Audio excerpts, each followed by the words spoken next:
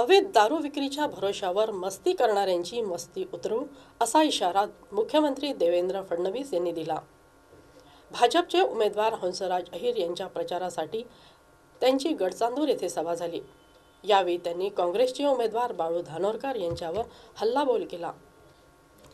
अवैध दारू विकणाऱ्यांची मस्ती उतरविण्यासाठी कठोर कायदा करू, संसदेत दूधवालाच निवडून जाणार, दारूवाला नाही असंही ते म्हणाले।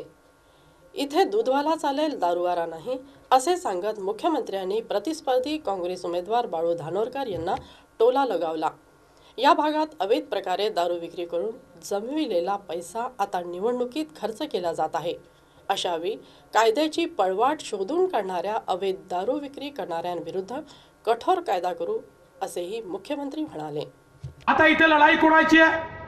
आता आपण जर बघितलं तर इथे लढाई आहे, एकीकडे आमचा दूधवाला आहे आणि दुसरीकडे दारूवाला आहे। बरोबर आहे? भारताला दारूवाला पाहिजे का दूधवाला पाहिजे? दूधवाला पाहिजे। बंधू भगिनींनो, काय झालं या चंद्रपूर जिल्ह्यामध्ये आम्ही दारूबंदी केल्यानंतर काही लोकांनी अवैध दारू विकून खूप पैसा कमावला। आता त्या सगळ्यांची काय अवस्था होणार आहे पुढच्या काळात तुम्ही बघा।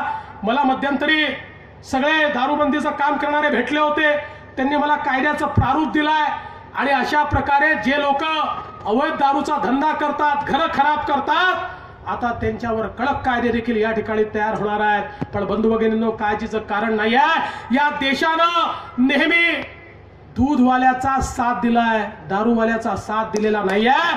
आणि आमचे हंसराज भैया जे या देशाचे गृहराज्यमंत्री आहे, अरे आपल्या चंद्रपूर जिल्ह्याचा मान त्यांनी वाढवला।